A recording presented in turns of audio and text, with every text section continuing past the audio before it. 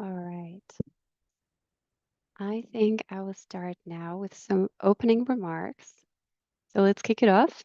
Good afternoon, good evening, and welcome to International Interns Day 2024. My name, for everyone who doesn't know me yet, is Jacqueline Dina. I'm an intern at the UNECE here in Geneva, and it's a real pleasure to be moderating today's event.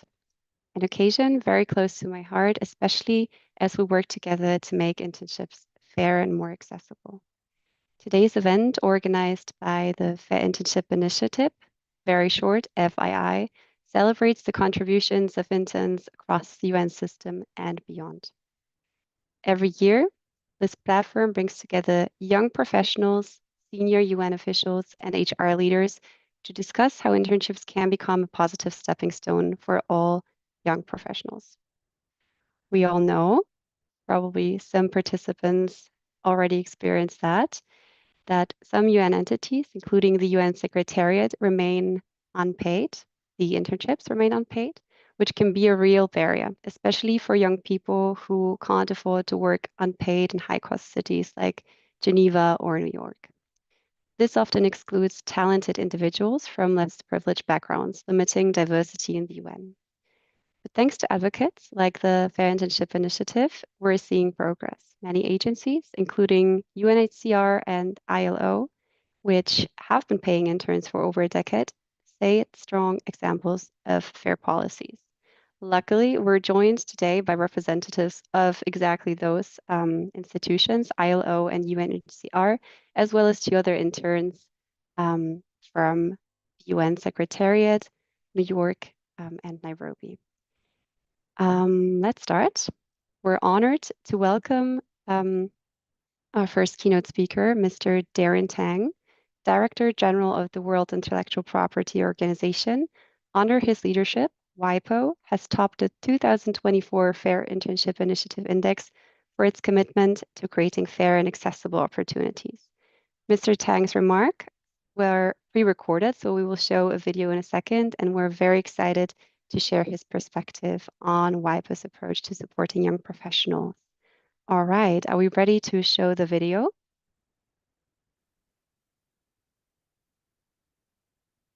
Distinguished guests, dear colleagues, dear friends, today we celebrate International Interns Day and the vital contribution interns make to the workforce and across the UN system.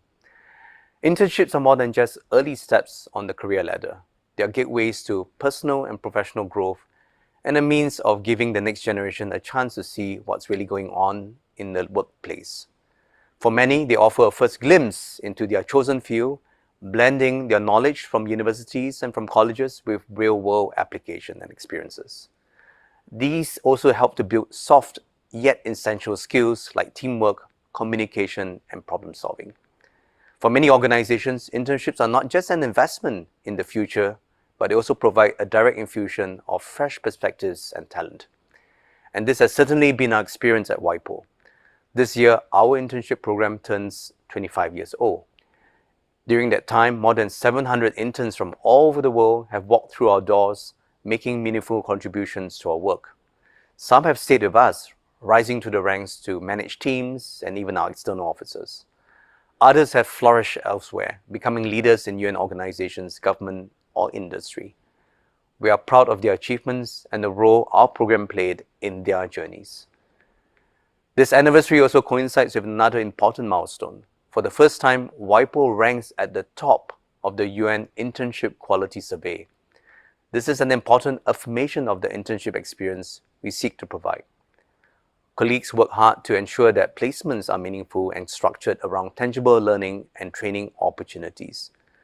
We also take an attentive approach to diversity and geographical representation, with this accolade especially meaningful because it is based on direct feedback from the UN interns. But we know there's also room for improvement, and that's why we'll carefully review the survey's recommendations to build on the past 25 years of our program and to enhance it even further. We thank the Fair Internship Initiative for providing these critical resources and campaigning for quality and accessible placements. Like you, believe that posts must be fair, inclusive, and remunerated. When internships are unpaid, they exclude those who cannot afford to work without compensation, narrowing the talent pool and limiting diversity. So internships must be accessible to all. To all interns in the audience, thank you for your hard work, your curiosity, and your drive. We're excited to see what you accomplish, and we hope you'll consider WIPO in your future or recommend us to others. And to the FII, thank you for inviting me to participate in this year's event, for all that you do in support of interns and internships in Geneva and around the world. Thank you very much. All right. Even though he cannot hear me now, thank you very much, Mr. Tang, for your insights and your leadership at WIPO. And also thank you so much, Martin, for this very seamless introduction of the video. All right, our second keynote speaker is Mrs. Sudha Balakrishnan, Head of Secretariat at the UN Youth Strategy Office, here on behalf of the UN Assistant Secretary General for Youth Affairs. Mrs. Balakrishnan is deeply committed to youth empowerment across the UN system, and we're very eager to hear her perspective. The floor is yours. Hello, everyone. Happy Interns Day. I'm delighted to be here with you all today, and I thank Fair Internships Initiative for the invitation. I'm Sudha Balakrishnan, and I'm the Chief of UN System Coordination and Accountability at the newly established UN Youth Office. The UN Youth Office was recently created by a General Assembly resolution with a cross-cutting mandate to promote youth affairs across all the pillars of UN's work: sustainable development, human rights, peace and security, and humanitarian action. We work at various levels, advocating to strengthen meaningful youth engagement in policymaking and decision-making at all levels, including at the UN.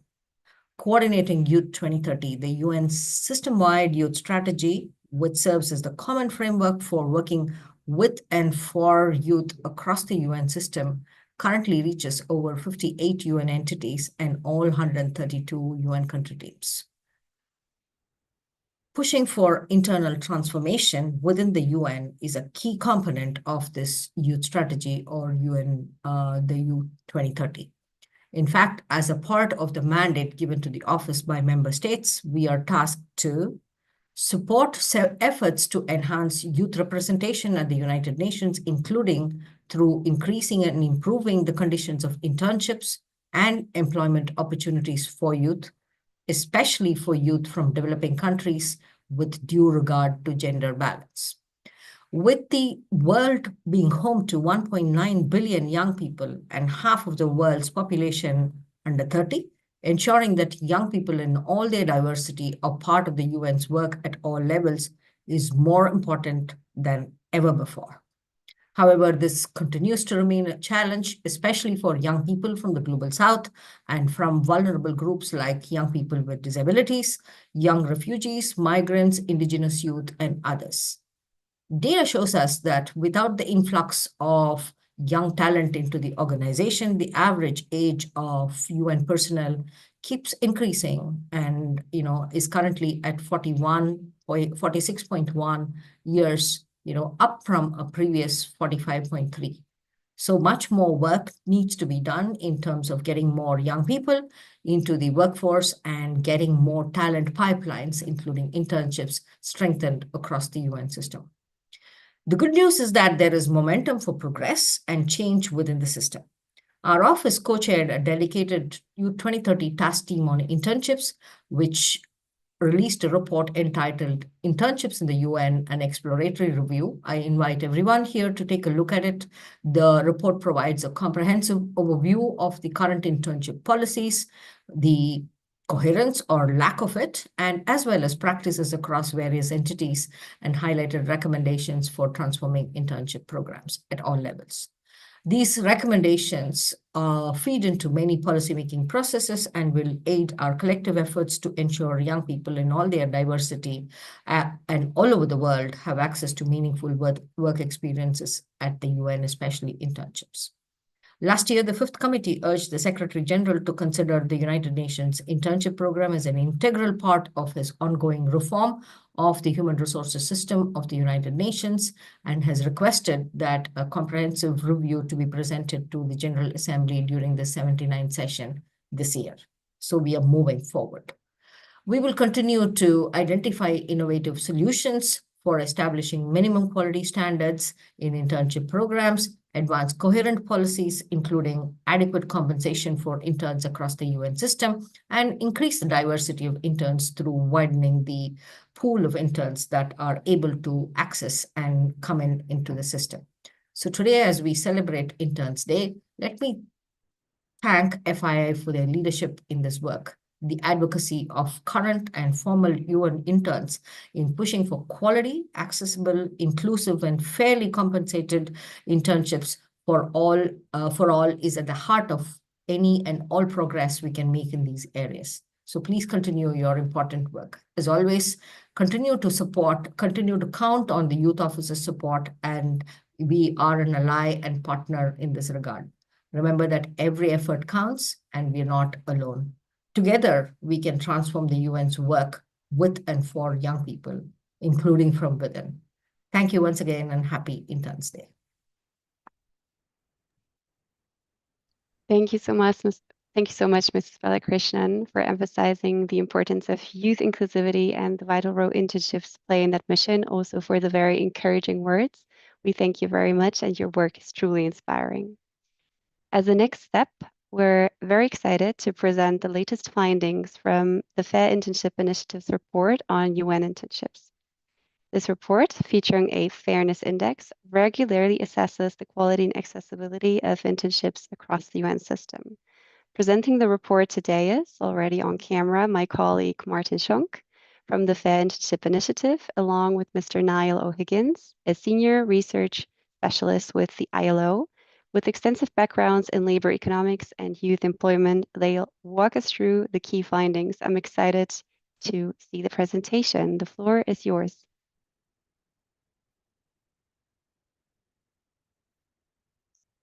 I think you quickly need to unmute yourself.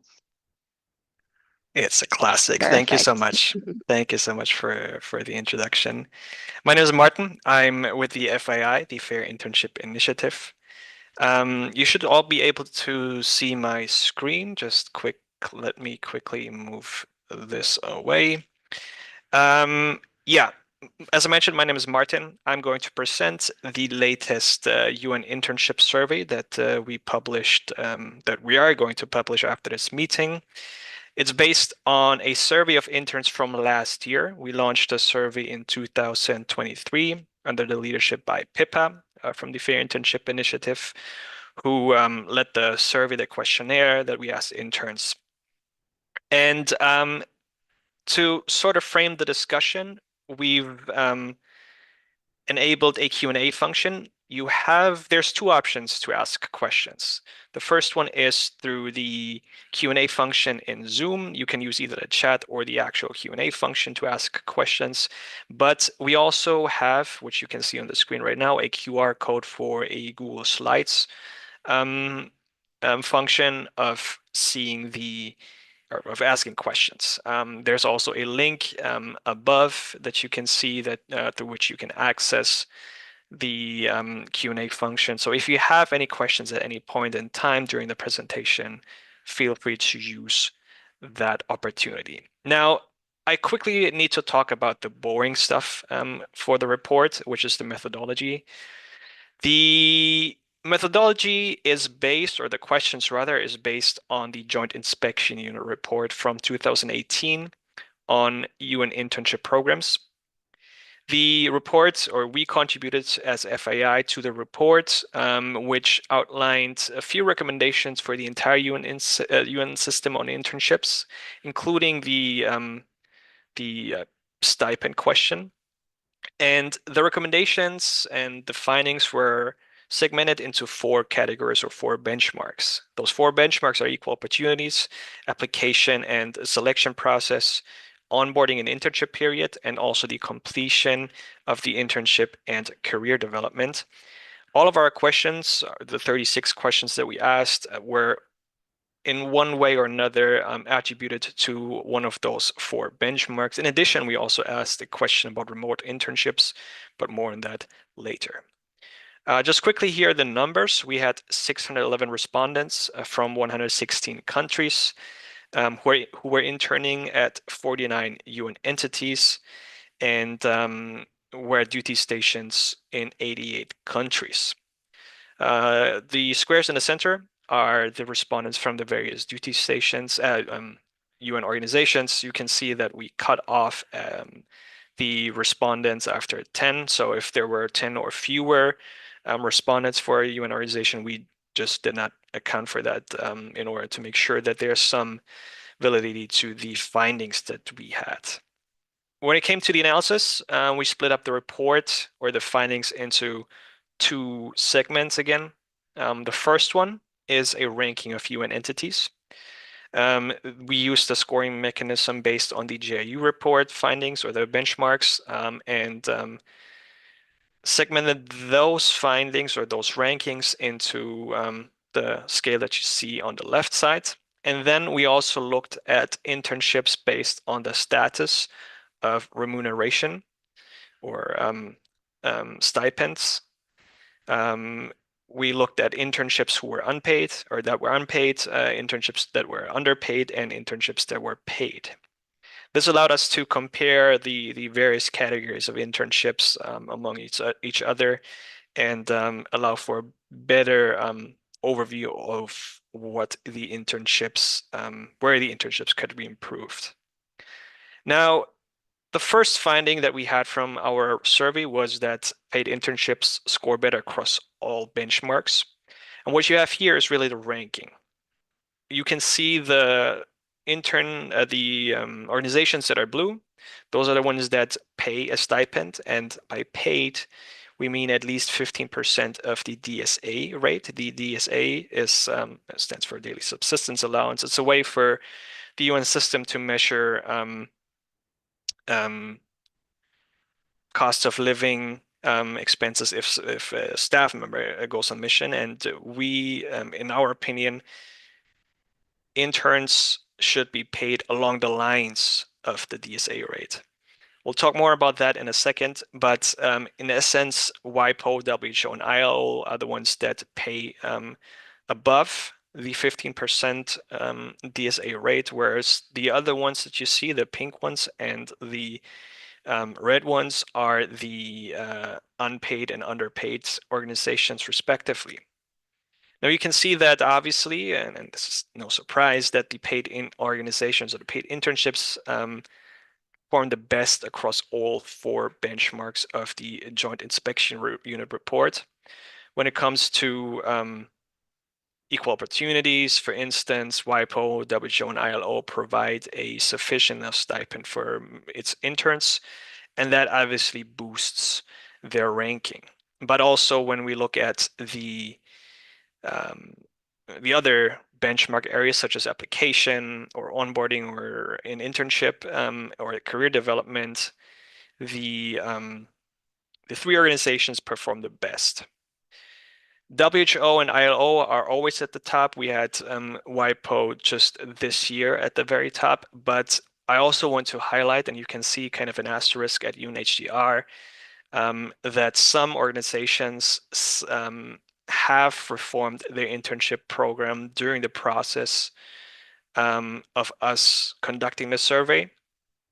UNHCR has increased their stipends, which led to an increase in quality aspects of the internship. I also, as mentioned by Sudha already, I also want to emphasize that both UNESCO actually and the UN Secretariat have or are in the process of potentially reforming the internship program. So while they are scoring last, and this is a sign that things need to improve at UNESCO and the UN Secretariat, it doesn't mean that they have to be stuck there. Another finding that I want to highlight is that unpaid interns rely primarily on family support and savings. Now, again, this shouldn't be a surprise. Underpaid and paid internships, they receive a stipend, whereas unpaid internships or unpaid interns rather need to rely on other means to support themselves throughout their internship.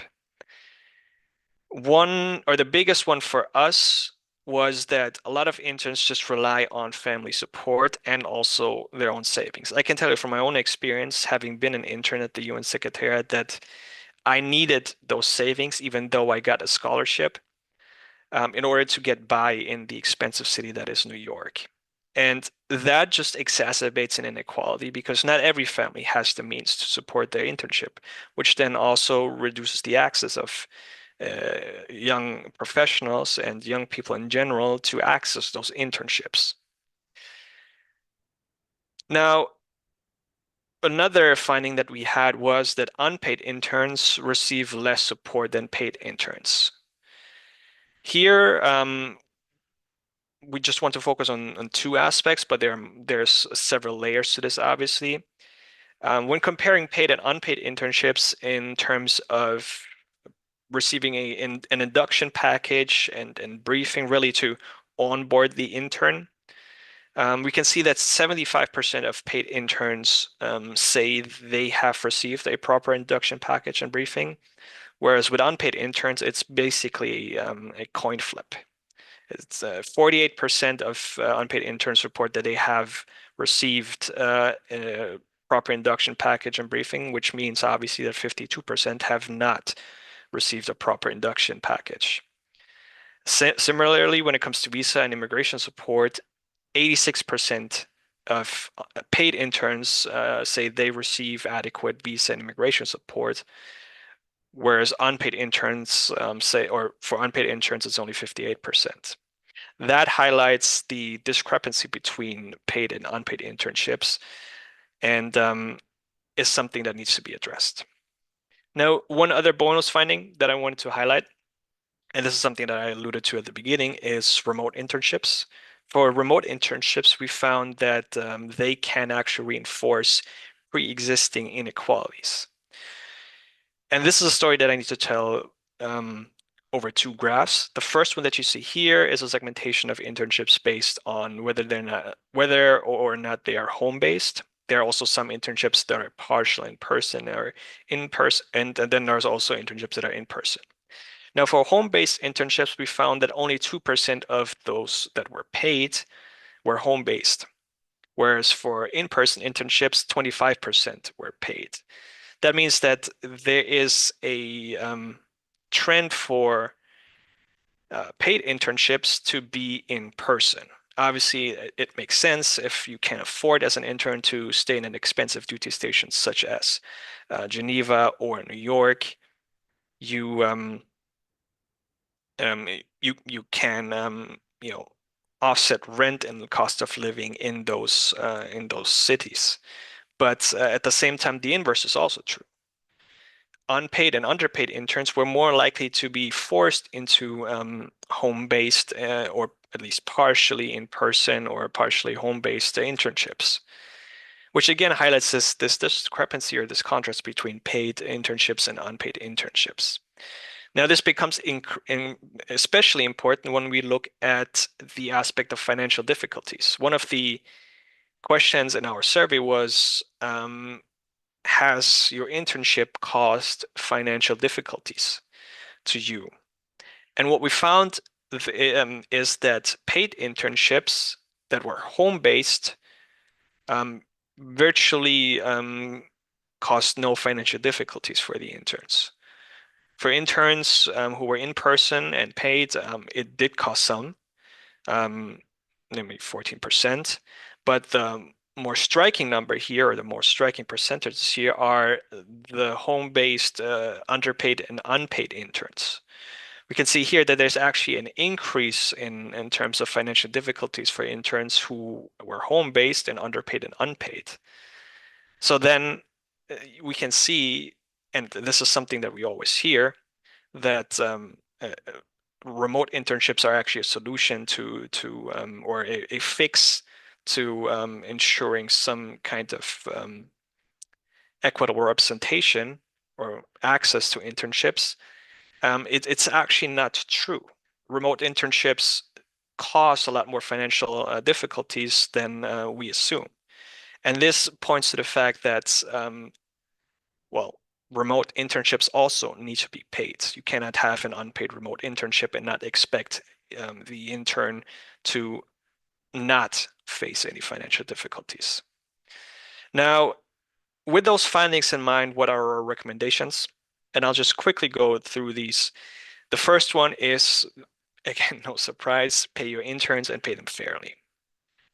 Our recommendation is 20% of the DSA in order to meet the local cost of living for interns. But again, this is just a recommendation.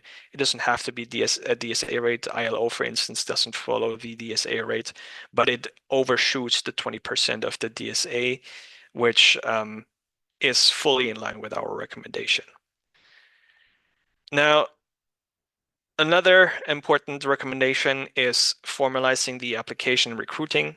There should be a standardized system in place to process application. Each candidate should go through at least a panel interview. We found a lot of statements in our survey of interns saying that they didn't receive a panel interview, or they were just offered an internship and had to decide within a week whether or not they can accept the internship. And that highlights that interns need to go through a formalized application process, because nobody can just pack things up and move to another country within within a week without really accounting for other things in their life. The last aspect, and I think this is something that is important, is and often overlooked, is investing in induction and also involving intern representative bodies. Interns need key information on arrival procedures prior to taking up the duties. And I, having been a consultant in the UN system as well, and also currently a staff member, I know that this is something that doesn't only affect interns, but for interns it becomes particularly important, because oftentimes they do have to pay in order to get to the duty station. So for them, it's actually they are more at risk of encountering financial difficulties. But in this instance, and I think this is also something that's often overlooked, intern bodies can help. We found in our conversations with intern representative bodies, intern boards, or intern unions, that they can help bring interns on. They can provide a support network for interns. And this is something that intern programs or intern program coordinators should increasingly rely on, because if you don't have the resources to provide that support to interns, other interns can, and other interns often are more than willing to do so. So again, investing in induction involving intern representative bodies can help with making the internship experience greater. Now with that, I do want to thank Pippa again for conducting the survey, and also Baptiste van Tichelen, who wrote up the report. Both were instrumental in getting the report done and dusted. I'm really just a messenger. But with that said, if there are any questions, please do feel free to ask in the Q&A function. There's a Q&A function on Zoom, but also, again, you can ask the question in Google Slides. I can also see those questions there. But yeah, I will now pass it over to Niall for some quick reactions and comments, and maybe he can also share his own findings. Thanks a lot, Martin. Yes, I'm Niall O'Higgins, and I work in the ILO's Employment Analysis Unit, and I've been more or less aware of and been involved to some extent with the Fair Internship Initiative for a number of years. First of all, yeah, I'd like to congratulate you guys on a really good report, and more generally on this useful initiative that's been going on for some years with these regular reports monitoring internships in the UN system. And I think the FII Internship Quality Index, based as it is on the JI report, is a useful monitor, let's say, of what's going on in terms of internship and also monitoring progress. Yeah, I'd like, as suggested, I'd like to make a few comments on the report in the light of findings of our own research we've undertaken in the past, and which we're now returning to with a view to looking at the current situation. Our research, the research I was involved in, began in about 2017, and indeed we made a contribution to the JIU report at the time, and the main focus of our research was slightly different to the FII's quality monitoring, but it's very relevant to it. So we were mainly concerned with understanding what the impact of internships more generally, not just in the UN system, but more generally, what were the characteristics of internships that led to better post-internship outcomes. So we looked at the effectiveness of internships and the characteristics of internship that made internships more effective in terms of their post-internship outcomes of young people participating. And to that end, I think the sort of key findings that came up again and again was that paid internship are about fairness, but they're not just about fairness. And I think that this comes through from this year's FII report that paid internships are better internships. They're more effective internships, and I'll come back to that, the relation to the FII report in a few minutes. I mean, that is the clear finding from our own analysis of the impact of internship, as I say, both within the UN system, but also more generally, on the labour market experiences of young people once they'd completed the internship, as well as the more generally the literature looking at this issue. Paid internships produce better post-internship outcomes for interns, and certainly this aligns with some of the findings of the report. And allied with that, we found that it was not the amount of payment. So it's not about fairness per se that's causing this, but it's the implications of payment of a stipend for the structure of internships programs, which drives this result. So that is to say, formal structured internships are associated with better outcomes. So if you like, better organized internships produce better outcomes. And we found that although the amount of payment counts, it's the fact of being paid. So in order to be paid, that brings with it a series of implications. These internships are more structured, and they have characteristics which improve the post-internship outcomes. And this is exactly in line with what with some of the findings in the report, the FII report. For example, one of the things that the report picks up on, that paid internships are better supervised. And we heard just now that more generally, paid internships have other characteristics which make them better internships, if you like. So I think that's what the key to what is right. So paid internships are or lead to better internships all round, and that's an important finding. So it's not just an issue of fairness per se. It's also you get better outcomes if you pay your interns. There are other characteristics which are associated with effective internships, like the length of internship shouldn't be too short or too long, 3 to 6 months. The presence of effective mentorship, and again, this is something picked up by the FII report, the importance of supervision and mentorship, and other features that are associated with, let's say, the formalization, the structure of internships, like insurance coverage and certification. But it's not just about structure, as the FII emphasized. Payment of a reasonable stipend can permit young candidates to participate who would otherwise not be able to do so. And this too contributes to the quality of the internship programs, in the sense that you can draw upon a more, let's say, able base, or broader base of young people. So again, about effective, not just fairness. Fairness is important, but it's not just about fairness. It's about also making the internship programs more effective. I would just add that payment itself of interns is not the only obstacle to access. Of course, the FII puts quite an emphasis now on the support of application processes, the visa application support, and also advocates for the payment of travel and so on, so supporting the process of engagement.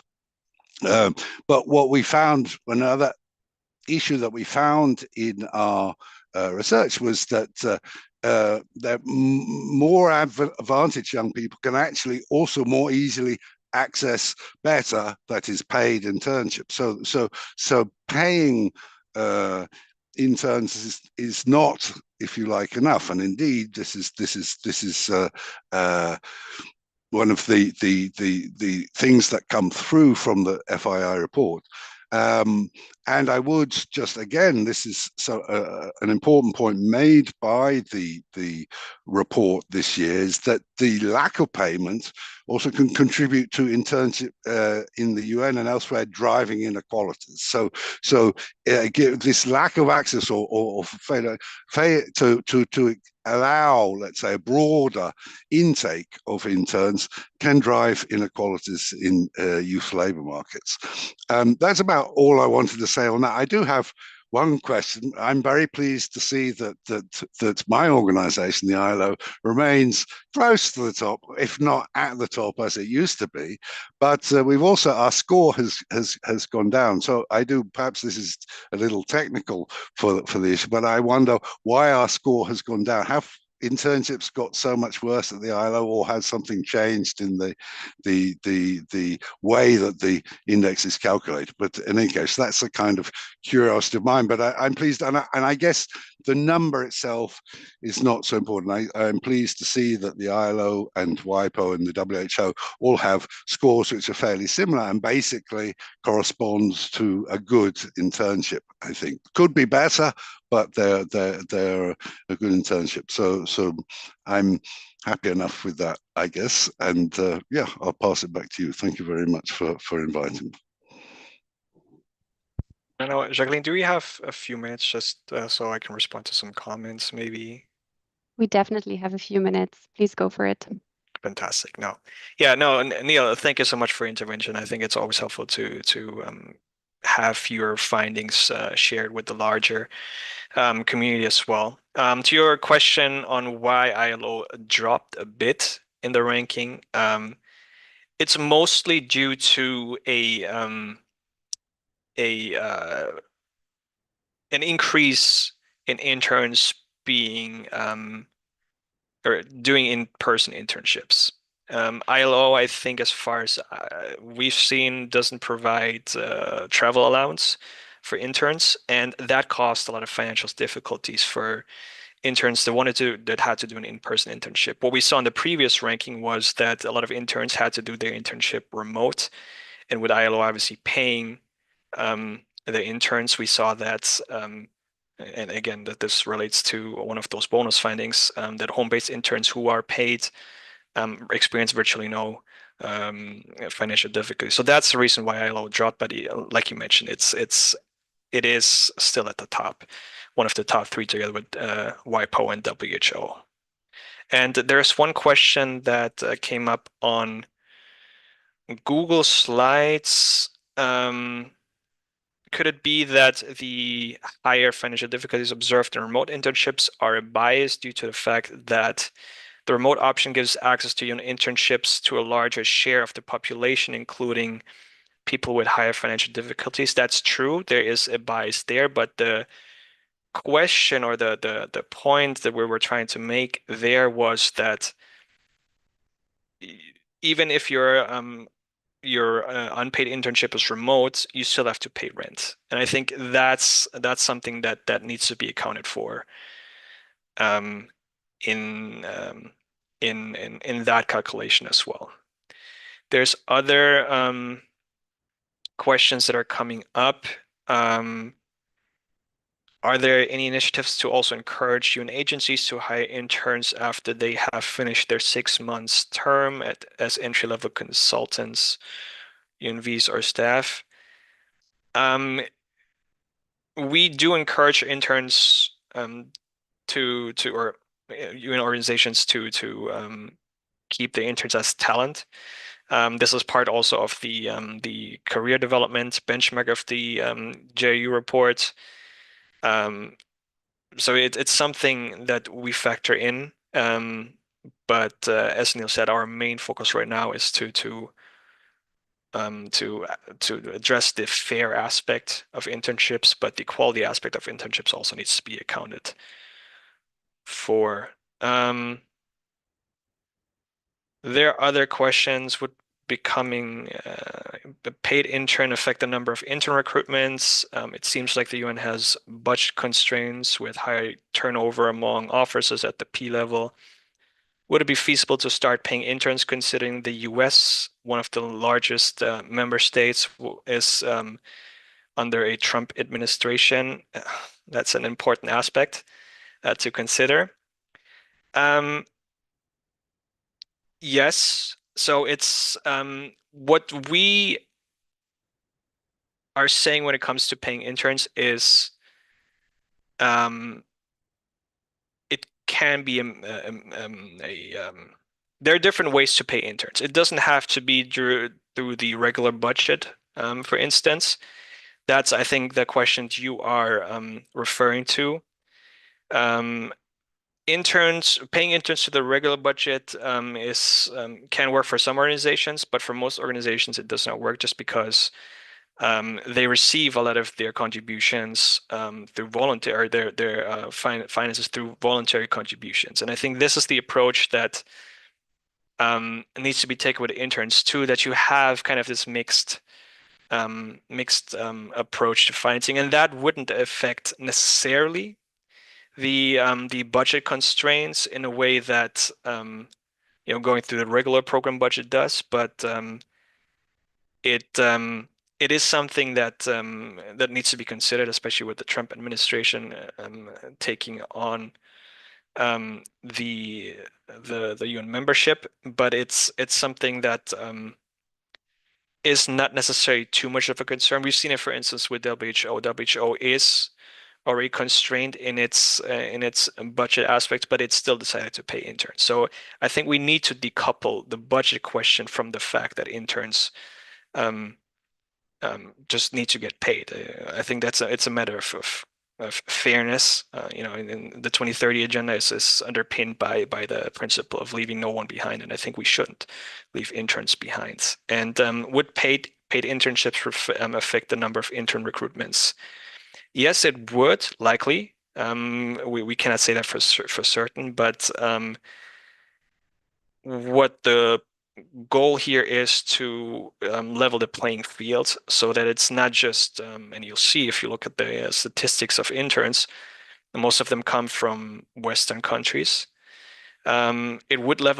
Paying interns would level the playing field for interns from the global South or from non-Western countries. I think that's something that we need to consider, because we can't just offer unpaid internships to young people from Western countries who might even face socioeconomic difficulties, but we also need to offer paid internships to people from the global South. There's an op-ed that we published last year where we highlighted that only 10% of the interns at the UN Secretariat come from African countries, and most of those African interns come from Kenya. Nairobi is a duty station for the UN system, and our suspicion is that most of us interns that are Kenyans are in Kenya because they're unpaid, and that doesn't necessarily lead to a geographic diversity that the UN should represent. There are other questions I see in the Q&A function. I will respond to those in writing. With that, I'll hand it over back to Jacqueline. Yes, thank you so much. Pay your interns and pay them fairly. Amen to that. Thank you so much, Martin and Niall, for those insights and for highlighting the importance of equitable internship practices. What I take away from the report is that while some agencies have made progress, unpaid internships are still inaccessible for many, especially, as you mentioned, Martin, for young people from the Global South. So this report is a very crucial advocacy tool. Some of you have already asked us where you can get it. Well, you can have it from FII's website, social media, or contact us directly. And yes, please spread it widely. All right, moving on to the more interactive part, to the panel discussion. I'm very delighted to introduce our esteemed panelists for today's discussion on the future of fair internships. Each of our panelists brings a unique perspective on the critical issue. One by one, you can start turning on the camera. We have Sylvia Polgarin-Farkas, Associate Human Resources Officer with UNHCR. Welcome. We have Sharon Compton, Chief Talent Manager at ILO. Jamila Klöfer, representing UN Interns from New York. And we have Maria Palacio, representing UN Interns from Nairobi. Together, we'll explore what fair internships look like, what's currently being done to improve them, and how internships might evolve in the coming years. And I'll have my questions prepared. I direct them specifically to the ones that have the expertise. Let's start the round. How do you define a fair internship? And I want to hear from Sylvia and Sharon as HR professionals. You do play a key role in shaping internships policies.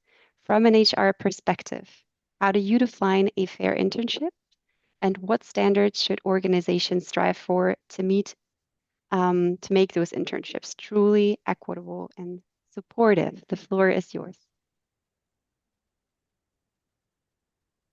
Thank you. I'll let you go first. Thank you so much. I was going to ask if you wish to go first, but my name is Sylvia Farkas, and I work for the Refugee Agency, UNHCR. I work in the Division of Human Resources under Affiliate Partnership and Recruitment section. And in our portfolio, we have the internship program, an oversight over the program, the policy related and also some of the technical aspects of procedures and developing guidances and also participating in these great discussions. And let me start by saying that we are very honored to be here again. Last year, one of our team members also participated in this discussion, and we actually learned a great deal out of these discussions and the survey, and we really appreciate the work that the FII is doing, and also all of you in your agencies, in your respective agencies, because this is a very good forum to discuss pros and cons, and maybe some things that worked and some others that did not work, actually, because it's a journey for all of us, I'm pretty sure, so from our perspective, one of the main things that we realized in terms of fair internships, if you want to formulate it that way, is that the only way to have a perception of fairness is to establish a policy in the organization that applies across the board and have standard rules and regulations guiding the internship program, because previously, before we launched the policy in 2018, there were internships actually, but they were unpaid and unregulated. So after some time, we realized that this is not just on really ad hoc basis, but there is a demand from interns that or potential interns, candidates who would like to intern with us and learn about our mandate and contribute to our objectives. And from 2018 onwards, we have a policy that also established the allowance for interns, which we call food and local transportation allowance. And ever since, we have this as a remuneration for interns. However, in November 2022, we made a change to the amount, actually the basis of the calculation has been changed. And I think this was mentioned also in the report under this asterisk, that we changed our policy just at the time when the survey was conveyed. So some of the responses and some of the recommendations are not reflecting our current state of affairs.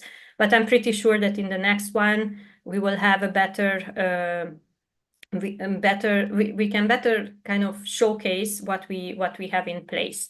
So far, what we experience is that there is no question around the let's say the fairness or the amount of the allowance. Sometimes when it comes to questions, it's because the markets are changing so much, and maybe, you know, some people get into situations where it's not sufficient, it doesn't seem to be fully sufficient, but it also applies to other categories of workforce, not only interns, of course. So when we changed our allowance, we had a discussion and a survey across other agencies, and we tried to see what works best. And we really did acknowledge that the previous methodology was not fully sufficient for the interns. But going back to the overall concept of a fair internships, I really believe that it should be really a two-sided story. So there is one side, the intern, who feels that they are at the right place, they do the right thing, and they are rewarded for that experience. And on the other side, of course, our agency also needs to have and host interns for you know, to groom talent and to really gain insight into their fresh knowledge and their dynamic thinking and innovations and so on. So I think it's really two-sided. It must be really two-sided, and it has to be beneficial for both sides. So from UNHCR side, I think the fairness comes in the what we looked at when we designed the policy was really to have a reasonable compensation for interns, which is the food and local transportation allowance. With the recent change in the policy, we also introduced the reimbursement for the travel expenses. So regardless from where the intern is coming on board, their travel is reimbursed, and therefore we hope that we with this change we provide more equitable chances to interns all around the globe. We also pay remote internships. We call them remote, not home-based, because they can be from other locations as well. So we also pay the remote internships, and we in the policy we established really clear guidelines on the selection process, because I think that also came up as a critical point. So the selection process has to be starting with a wide advertisement, public advertisement of the vacancy on standard grounds. So it has to have all the necessary criteria based on which the selection is undertaken. It has to be through a system, transparent, trackable, and we also require that the hiring offices undertake either a test or an interview, or if they deem necessary, both. So some kind of an assessment is really done at that stage. This should guarantee that we get the best of the best. So we look at really the best person for the role, regardless of their background, their location, and we try to really put them through a scrutiny so that we can select those interns who really well understand our agency's mandate and complexity of our work, and they feel that they can really contribute to it. So I think this is how we try to approach on the selection process. And finally, one of the other elements that was also a couple of times mentioned is the experience itself. If we look at the training component, the learning elements, the mentorship, the supervisory support, and clarity on the objectives and the working guides, and about the performance feedback. So those are also areas where I must admit, we also still have to improve on some areas, because our agency is working in a decentralized manner. So from headquarters, it's very difficult to control, or it's even not necessary to control it to the full extent across the duty stations. How they orient the interns, how they coach the interns, or how the manager works with the interns. But of course, we try to establish some baselines. We try to establish some guides to support both the manager and the interns to have really a great experience eventually.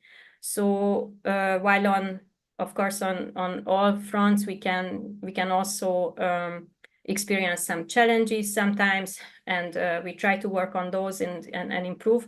I think that we managed throughout these years to gather information from the interns, and actually many of those information came through the intern board that we have, and whom we work very closely together to improve. Yes.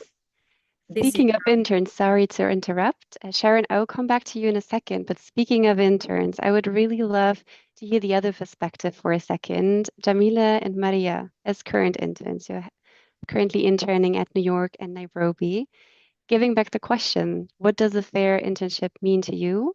And what do you feel is missing currently in those programs to make it truly accessible for everyone? And again, Sharon, I will come back to you in a second. Yeah, maybe I can start. Thank you very much for having us here today and for this question. And from my perspective, a fair internship needs to be accessible for everybody and inclusive. So what we've been speaking about, it has to be a comprehensive learning experience that provides educational value. And in order to achieve that, as Sylvia mentioned, it needs to be somewhat regulated. So we're basically speaking about different layers and steps here, right? And due to time constraints, I'll probably leave out a few, but I'll try to raise a few issues. And it starts with the application. Who sees it? Who has access to the portal on which it's published? How much time do you have to apply? And what are the requirements? Generally, you need to be at least in the last year of your university career or have a degree already to be eligible for an internship, which means that we're kind of already narrowing it down to a very small percentage of the world population. Namely, only those privileged enough to access higher education can apply in the first place. And then after the access to the application and the eligibility comes the feasibility aspects. So as we heard, most internships within the UN system are unpaid, while one is working in a full-time position. And some entities have definitely made progress here in the last years and pay their interns stipend, as Sylvia also told us about. However, in many cases, the entities pay their interns between $500 and $1,000, which in cities like New York or Geneva is not even enough to pay your rent, let alone transportation and food or health insurance. And even if you're doing your internship remotely, you still have to pay your rent and living expenses, right? So we believe that no one should have to be from a rich family or a rich country to be able to do an internship at an organization that advocates for equality and dignity for every human being in the world. So again, internships need to be paid at least enough to cover our living expenses. And then one step further, what happens in the internship, right? I think Sylvia already mentioned a lot of these parts, how they need to be regulated. And I'm very thankful for that, because currently in a lot of cases, the supervisors don't have any guidelines. And we had a lot of cases where the interns themselves had to look for guidelines for the supervisors. And we have a lot of interns that don't even receive a UN email address, which doesn't give you access to a lot of platforms like Teams or iSeek. Leave days are not regulated. So you're basically at the mercy of your supervisor, whether you get a day off or not. And even as interns, we have needs outside our work at the UN. So to sum up, what we need to do to improve most urgently is to have a payment that is enough to cover your living expenses and clear regulations and guidelines for supervisors. Mhm. Yeah, Jamila has mentioned very important talking points. Maria, what I would like to know from you, more like personal experience focus. Could you maybe share a personal experience, something that happened that highlights either a challenge or benefits, or both, could be as well, of being an intern in the UN system? How has this shaped your view of fair internships? Yes, sure. So I think that from my experience, it has been like a mix of lessons and challenges and also contributions to the UN. So to start with, I will say that I really learned how the UN system works and the organizational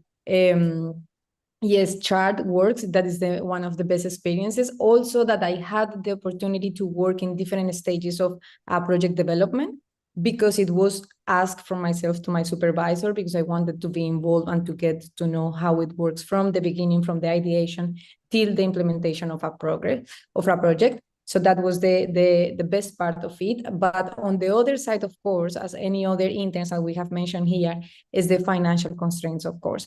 And not only that, but also we felt, and I'm talking also from the UN interns, because we have also our committee, the lack of access to the facilities that the UN complex already have, right? Because there, the staff, they have transportation services, they have the cafeteria, they have the recreational center.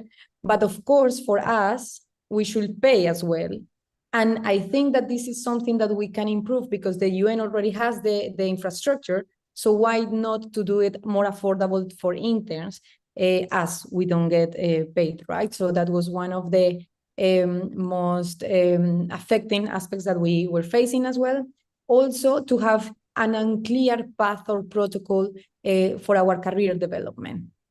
We, as interns, I think is the best apology that a company can have, because we give everything, right? We want to show our expertise. We have very good professionals, qualified, because yes, like everybody wants to be in the UN, and not just only from the first studies, but we have also master's degrees here with very good quality.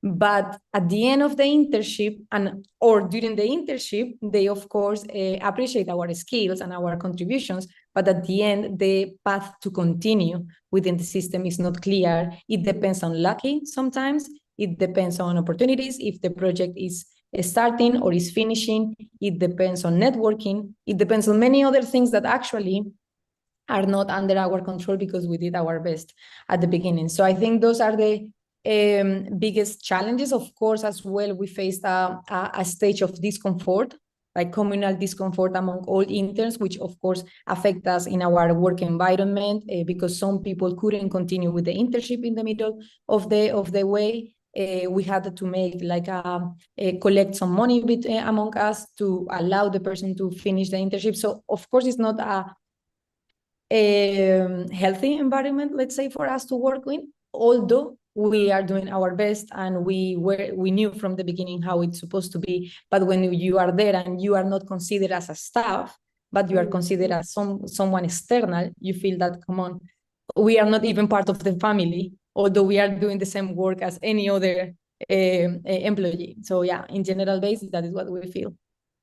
Yeah, it's a very important thing that you're mentioning, that a lot of interns already have a master's degree, even some amount of experience, and it's not like they're only interns. They are young professionals and they're actually considering of working there. And sometimes there is a mismatch of how someone is being treated. So that directly ties to my next question to you, Sharon. Obviously, you can also give your idea of a fair internship, But I would also really love to hear from you, like looking ahead, do you see internships evolving into like a more formal junior position, or do you think internships have a unique value that should be preserved? Thank you. And thank you so much for inviting me to speak today. My name's Sharon Compton, and I work at the ILO. I'm the chief of the talent management branch.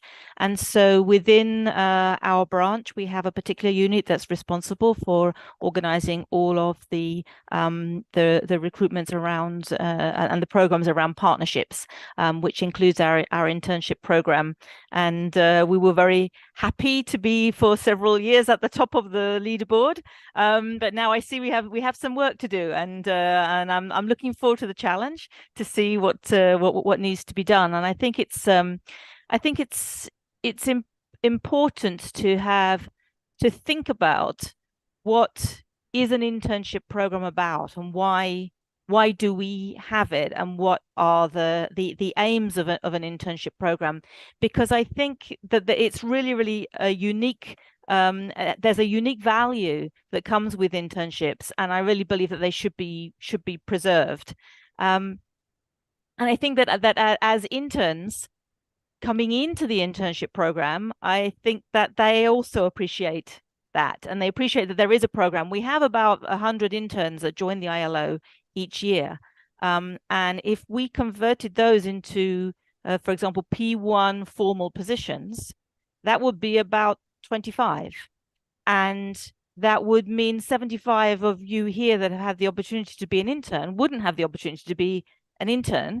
And it's actually even stronger than that, because we are a specialized agency at the ILO, so we don't really have P1 positions, but our P2 positions, to come in there, you need 3 years experience. So if we did, instead of having internship programs, say, okay, we'll use the money that we dedicate to the internship program, and we'll instead create these 25 positions, the colleagues in there will be sitting on those positions for at least 3 years before even being eligible to apply for another position. So it's not actually 75-25, it's instead of 300 interns, 100 each of those 3 years, that we wouldn't be able to give that opportunity. And I think it's a really valuable opportunity, because it provides this critical link between academic learning and professional application. And the way that we design our internship programs is that there's a very important structure that's put around it. Our supervisors do understand and are given guidance on exactly how to support the interns when they come in, and there's a focus on learning and hands-on experience. So we see these internships as a transitional role where we invest in the interns, and of course they invest and bring value to the organization too. But we have this opportunity to have interns in lots of different places in the organization, and for them to come and to have also within that structure the flexibility that Maria was talking about, that she was given the opportunity. She asked her manager to give her the opportunity to do some additional things.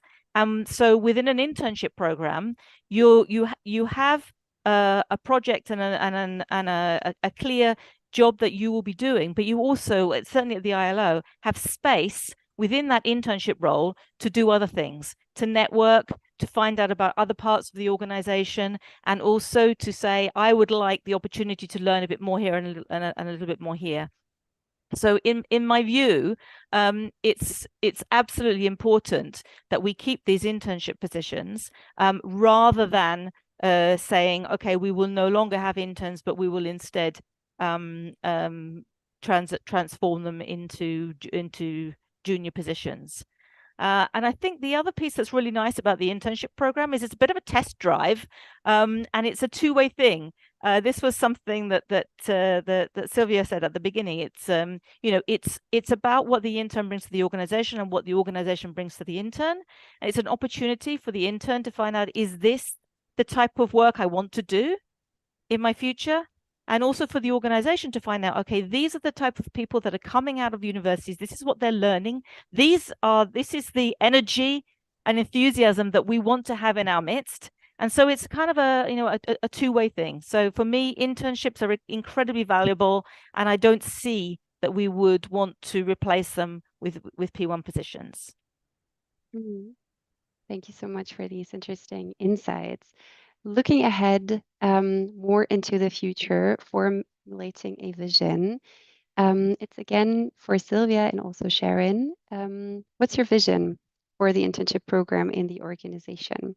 Are there already any upcoming initiatives aimed at improving fairness and accessibility? So what is in the pipeline? Maybe Sylvia can start and then Sharon could add. Thanks. Well, as Sharon also mentioned, in our agency, we also are not really looking into exchanging internships into junior positions or otherwise. We see it as a really good pipeline and a good opportunity for both sides to explore and to see whether we fit together as an agency, as an individual. So I think we will not make huge changes. We just made changes, as I mentioned recently, and I think with increasing the allowance to and sticking it to the local salary scale of the duty station, we made a great big move on making it more accessible, available, more widely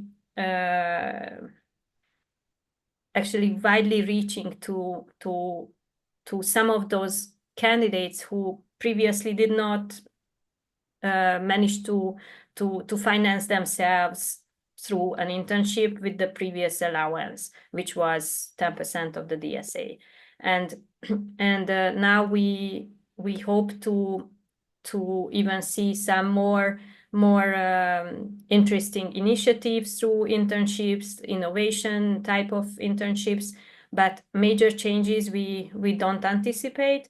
However, of course, as I mentioned, we always face some challenges on the technicalities, on the administrative side. Sometimes it's a little bit cumbersome. Sometimes some duty stations are well more advanced on some practicalities than others. So on those fronts, we are making some administrative changes.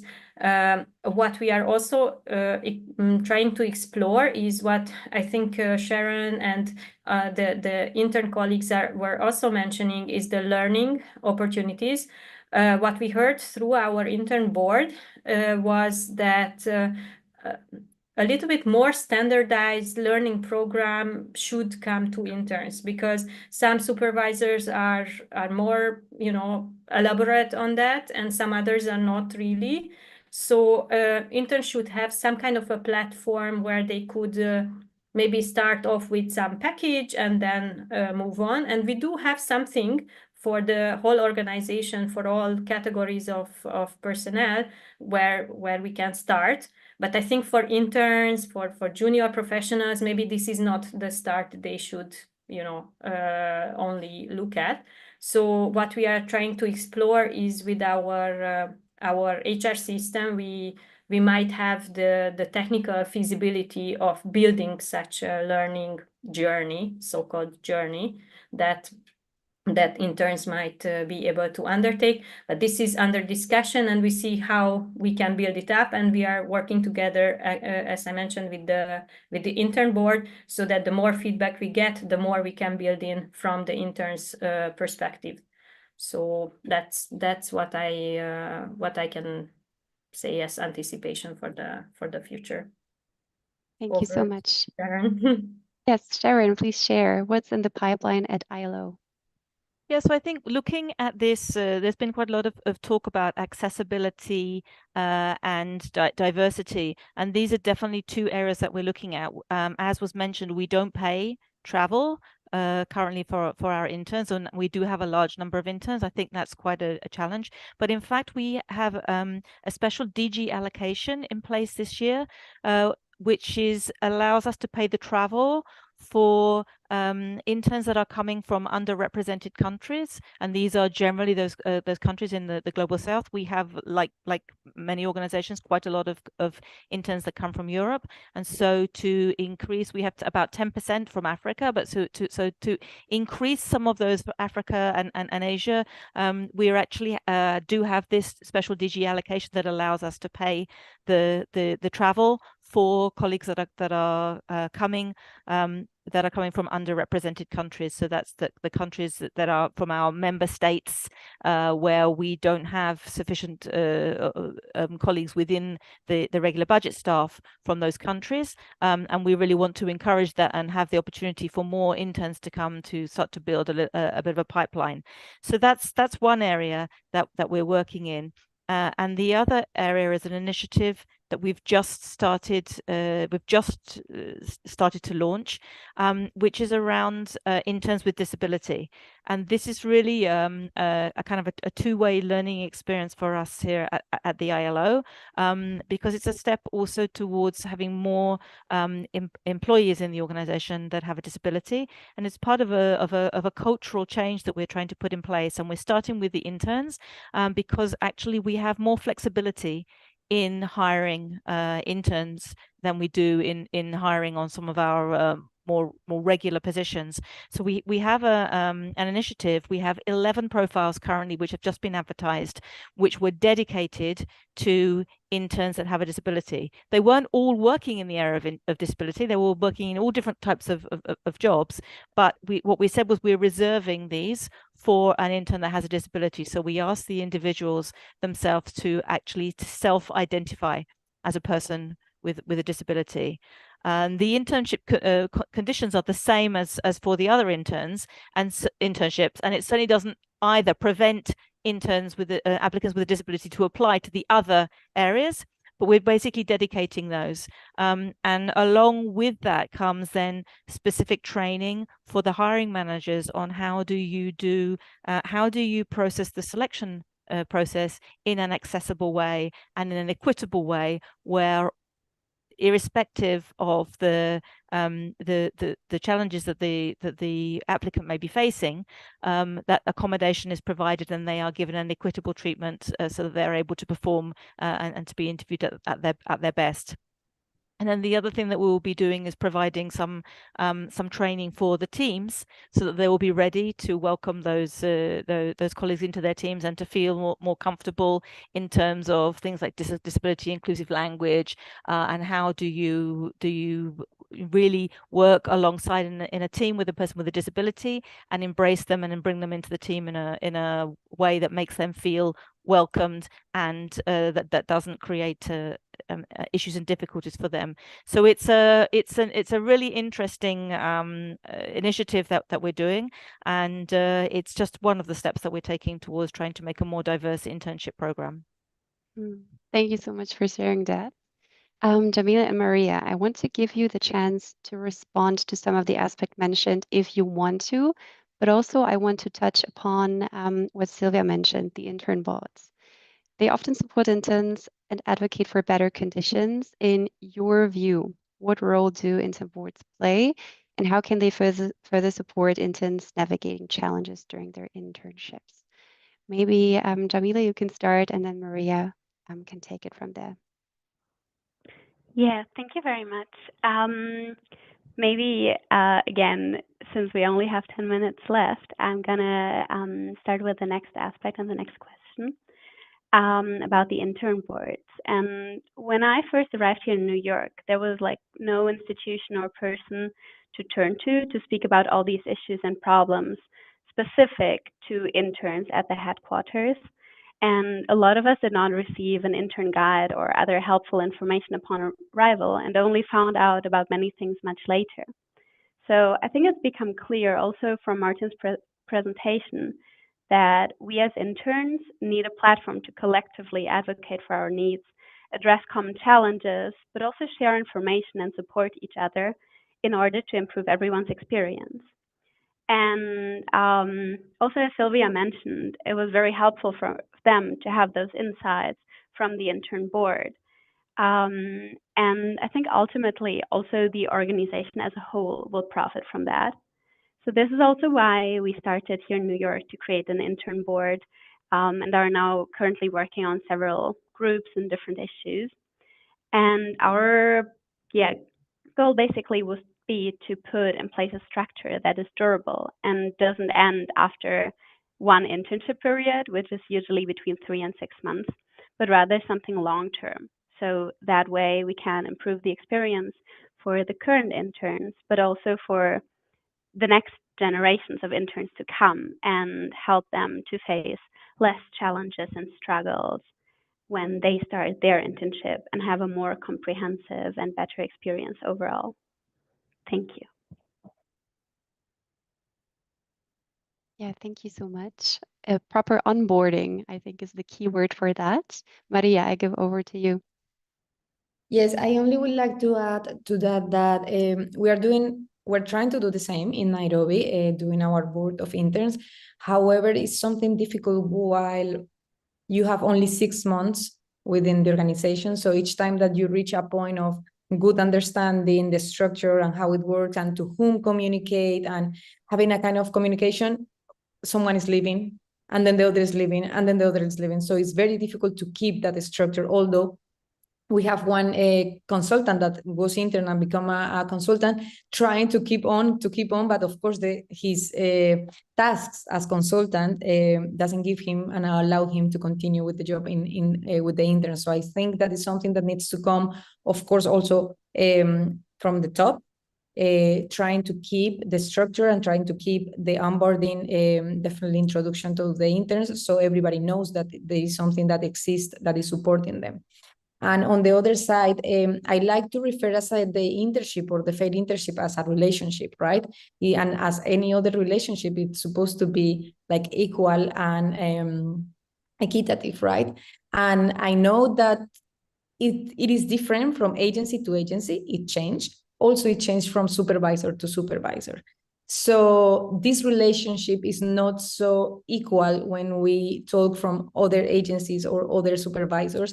And I know that many of you have the intentions of doing it in a right way, equitable, but it doesn't look like that from the other side, from the other position. So definitely there needs to be some protocols and some guidelines also for supervisors. And also when you talk about it will be perfect, and actually this is how the majority of us start the internship, trying to see if we like the work in the UN as well, if we fit for the job that you are looking for. It's like a relationship. You enter at the beginning and you ask, what are you looking for? And you say, yeah, long-term relationship or short-term or something like that, right? But actually, most of the interns are looking for a long-term relationship, and that is what they have in their mind. But actually, from the mind of the supervisor, they know that it's only a short term, what they are looking for. They know that they don't have the capacity of following up with that intern for a further position.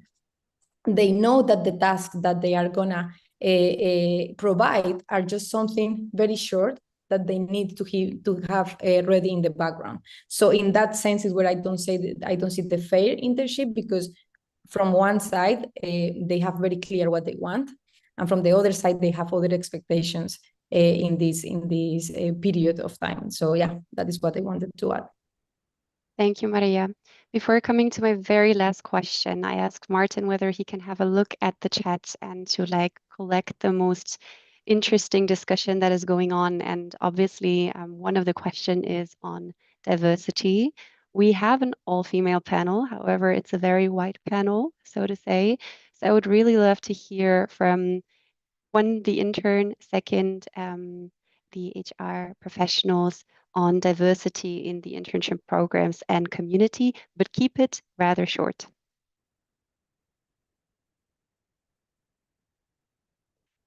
Maybe who wants to start? Yeah. I can start quickly. It's a big issue that we've noticed a lot here in New York, especially. There is not a lot of diversity amongst the interns, and I think this aspect is twofold. It's one, geographical, that is very present. We have interns from mostly Central European countries, North America, and China, but Africa is very, very underrepresented. And I think it touches upon what we've been elaborating on, that in order to do an unpaid internship, you have to have a certain background or be eligible for a stipend that usually are also often bound to certain nationalities.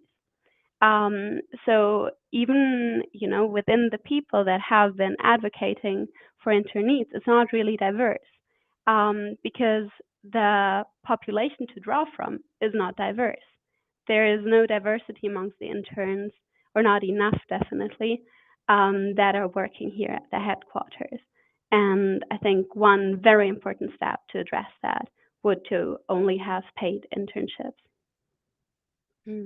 Maybe one comment from the HR perspective. Who would like to say something?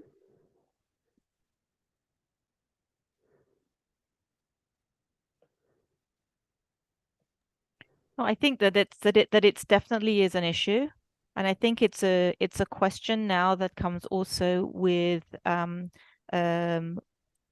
who are we hiring and why?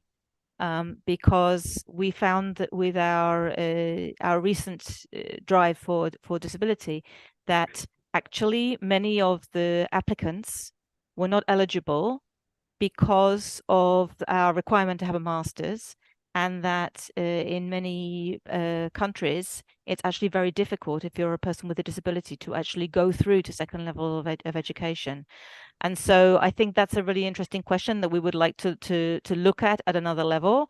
But when we hire interns to come in, we bring them in to learn about the work of our organization, which is a specialized agency in the world of work. And the majority of our work is about providing technical guidance. And so this setting the bar at the masters is linked to the type of work that we have and the type of work that you would be doing in the long run if ever you were to be working at the ILO. So it's part of our commitment that we bring in people that might eventually be a part of the organization in that way. So it's a little bit of a you chicken and egg. It's a very difficult situation, and I think that I would really like to come back to Maria on her fair internship comment that it's not fair because the organization knows it's only a short term and the individual wants a long term. I think what's really important is that we are clear what it is why we're doing the internship program and what it is that we're offering. And I think that if you go into a relationship knowing that it's for a short term, you may fall in love and wish that it was for a long term, but you couldn't necessarily say that it's not fair if it was very clear up front what was being laid out. And I think that it's a wonderful thing about our organizations that many of our interns fall in love with us and we fall in love with them. But our internships are set up front, and it's set clearly up front that it will be, for the start at least, a short opportunity, and that allows us to offer the opportunity to more people. And I hope that we can continue to offer this to a more diverse group as we go forwards. Thank you so much. Given that it's already 8, I unfortunately need to close the panel. The last question would tie into, your calls for action, but I do feel like in your speeches, you have already mentioned very important aspects of that. So thank you so much for all of the panelists for sharing your insights. Before we close, there's still a final closing remark from Matteo De Simon, also from the Fair Internship Initiative. I open the floor to you, Matteo. Yes, hello. And unfortunately, I'm not able to open my video. I think we have lost you. Hello, can you? Perfect. Okay, Yes, hello. we hear you. Fantastic. No, thanks so much, Jacqueline, and thanks to all the speakers for this session. My name is Matteo De Simone. I'm one of the co-founders of the FII. And I wanted maybe to say a couple of words about the organization of this event, which we do on a regular basis every year. And it's organized by the Fair Internship Initiative, or FII short. The FII is a group of volunteers. We are all working on this project on a volunteer basis, pure out of pure altruism, because we think that's a good cause to fight for. Which was founded in 2015. So we are now almost reaching a decade of activism and advocacy on this topic. And it's present now in several duty stations at the moment, with groups and representatives in Geneva, in New York, Nairobi, Copenhagen, Bonn. And its mission really is to ensure that internships are fair, understood as both from a quality point of view. We heard from the panelists and from the presentation about the importance of ensuring that's important rights such as leave days, sick leave, but also equality in terms of educational content of the internship, and ideally also later employment outcomes are there, proper support by the supervisors, inductions, etc. But also from an inclusive point of view, whereby we understand inclusiveness in many different ways, but of course the issue of stipend plays a big role in ensuring, as it was said before, a level playing field. We have been working on this, as I said, for almost 10 years now. We have been doing a number of collective actions, advocacy with member states of the UN, with diplomats, but also working intensely with human resources professionals, with high-level decision makers in the UN, collecting data, as you've seen in the report, and also, quite importantly, supporting interns directly particularly informing groups and intern boards to give them really a collective voice. I think when we started back in 2015, there were really a handful of organizations that were providing financial support to interns, that had a comprehensive policy that was looking at all the elements.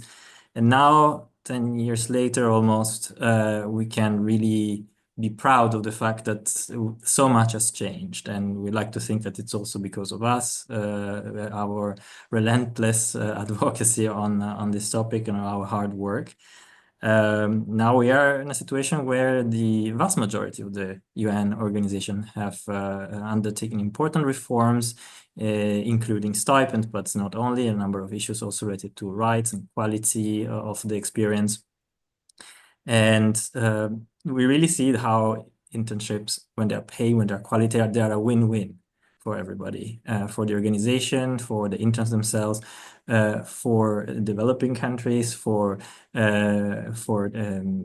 Western or industrialized countries, because also there, of course, there are big disparities and unfairness in accessing opportunities. So I think we successfully managed to pass this important message.